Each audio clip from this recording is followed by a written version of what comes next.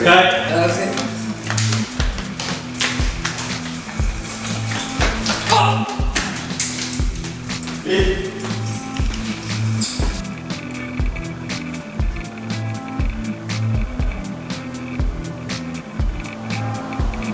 tengah ni dik.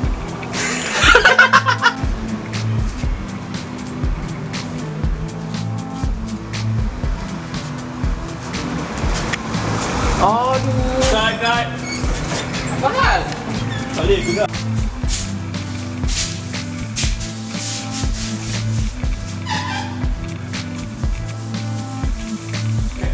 Kat. Action. Jadi jujur lah cik kan? Action. Selamat pagi cik. Ni saya dari majalah hiburan yang interview sikit cik pasal kenapa masuk sini semua boleh. Saya Imran Yusof daripada paper Harian Metro. Tujuan saya datang hari ini, saya nak tulis tentang cik dan kawan-kawan cik. Cik tak rasa ke benda yang cik buat tu salah? Salah apanya? Aku yang salah sekarang. Aku nak pergi blocking depan ni. Sudah.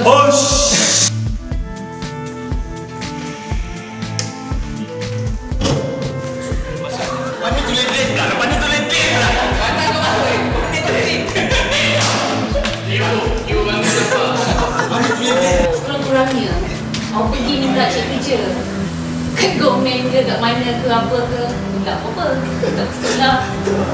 Terima kasih.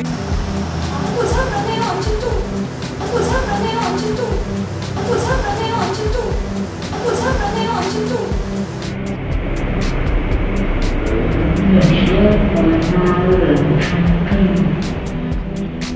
Fikir macam tu, senang.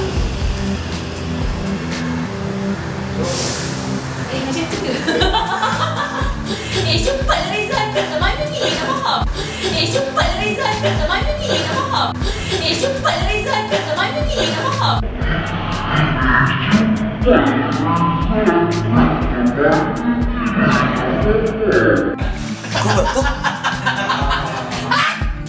Jap, tak rekod ni. Okay lah, one more ni nak lagi. Kita usik kamera ni. Dah, aku nampak yang tadi.